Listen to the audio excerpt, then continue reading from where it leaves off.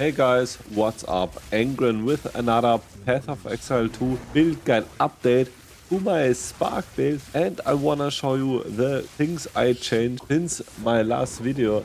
And there's some significant changes, and honestly I'm at a pretty good spot now where I can just melt all of the endgame content and I will do enough damage, and I also have enough crit chance. Today I wanna focus more on the gear, also what currency you should spend for your upgrades, because there are some really crucial ones, and also the changes to the skill tree that I made. First of all, for our skill tree, I didn't change that much on our skill tree. We still have Spark with Overcharge, Duration, Acceleration, and Arcane Tempo, or Grimfeast setup, or Cast and Shock with Lightning Conduit, Imperious, Elemental Focus, and also concentrated effect. You can also take out concentrated effect for something other, but it feels really good. It gives us a huge burst on the bosses, and also Archmage for clarity and lightning mastery. So your Archmage is a level higher, and then your cast and crit with Arc. I'm still going with Arc because honestly I'm liking Arc really much. It is still an undervalued skill in my opinion, and it does a lot of damage against the enemies, and it procs quite heavily, and we can also get the enemy's lightning exposure and strip away. We're gonna use this for the boss. For a crit setup, if you have enough crit, like around 27% with your Spark, then you can also go for a second cast and crit. Like I have it here, the cast and crit metagames will get you a significant faster output than your cast and shock gems. So also take another cast and crit gem. For Orb of Storms, we get Chain now, Conduction, also Over Abundance, so we can use 2 of our Orb of Storms, and also Font of Mana, so we're gonna get increased mana regeneration rate.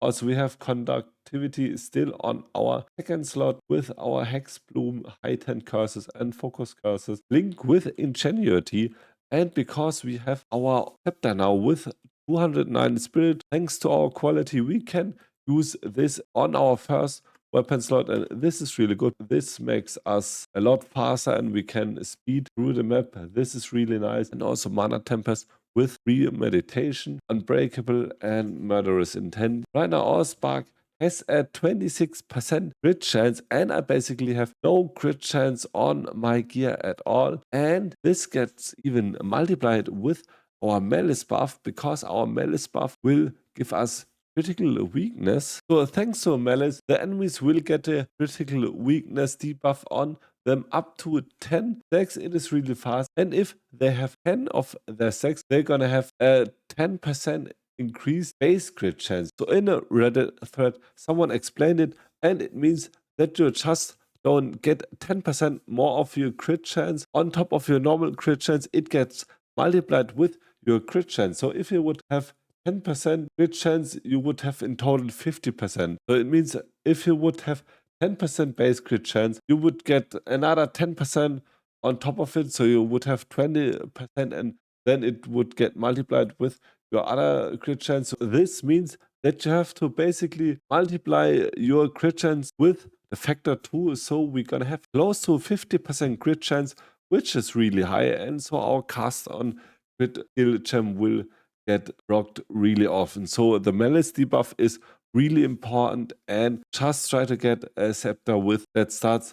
It is really good. And after I acquired the scepter and I got some crit chance, it really skyrocketed my damage. So for your gear, try to get your standard gear first. So get your rest cap, get maximum mana on top of your gear, get some energy shield for around 1 to 5x. Also get your everlasting gaze. It's really cheap now.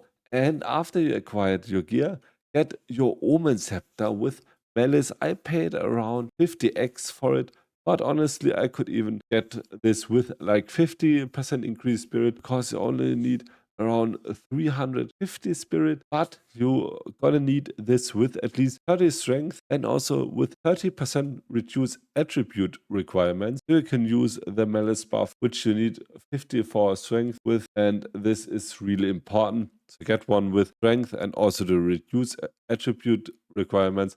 Also one with high maximum mana and one with high mana regeneration rate would be really sick. That would boost your car even further. So the second most important thing was to get Ingenuity. The cool thing about Ingenuity is, the first thing is that 20% of your mana flask is now applied instantly, and because we have Mind over Matter and our mana is also our defensive pool, this helps a lot to stay alive. And also we have the increased bonus gain from equipped rings. I paid around 5 divine orbs for that. It was kinda expensive for a player that starts to get into maps, but if you can farm some T50 maps, you should get this pretty quickly. And this got a really huge boost on my rings, because with your rings you're gonna get your mana, you increase cast speed, your intelligence, some rares, increased rarity of items, and it really boosted that build even further. So try to get Ingenuity.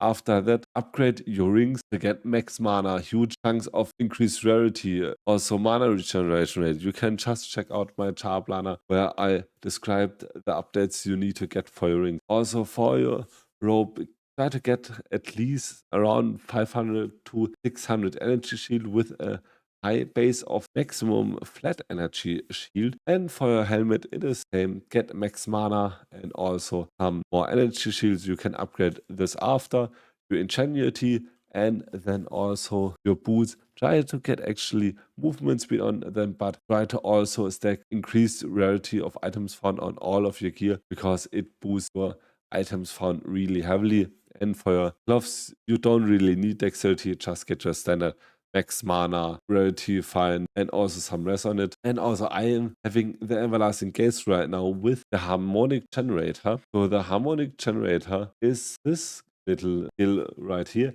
Is also pretty undervalued, and it is also really cheap. I think it costs around 30 to 35x. Because with that skill, you will get 25% increased critical hit chance against shocked enemies, and we're gonna shocking our enemies a lot. So this is also good, and 40% increased magnitude of shock you inflict with critical hits, because we are constantly critting.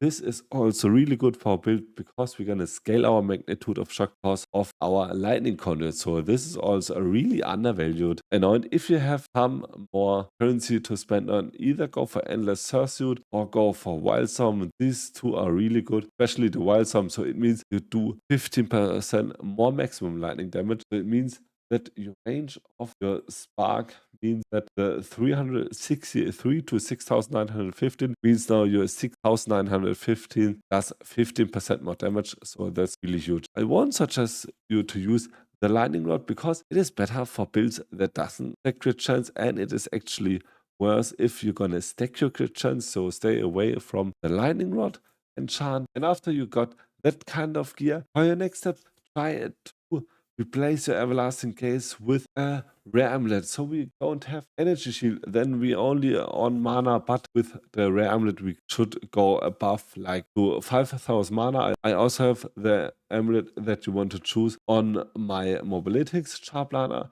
Try to get one with spell skills, also one with max mana. Try to get an amulet with flat max mana, with skill ranks percent maximum mana, and rarity and some other things is really good. And after that, try to get your Adorned unique jewel. So the Adorned is really great, because it will increase the effect of your jewel socket passive skills containing corrupted magic jewels. Wanna try to get your jewel sockets that have this critical hit chance and also increased magnitude of either damaging ailments or magnitude of shock. So your lightning conduit will do even more damage, because we're gonna stack more of magnitude of shock, and we're also gonna stack increased critical hit chance. Keep in mind, you need to have magic corrupted tools so it will work with the Endorn. I have some rare ones, because I still didn't find the blue ones that I wanted to get, and it cost me around 1 div, but I bought it as my first tool, and it was the one that got me the least upgrades. So yeah, try to get that after the Insanity and some other items, but it is also really good. After that, equip your jewel sockets with all of your magnitude of shock. It will also boost your pretty heavily.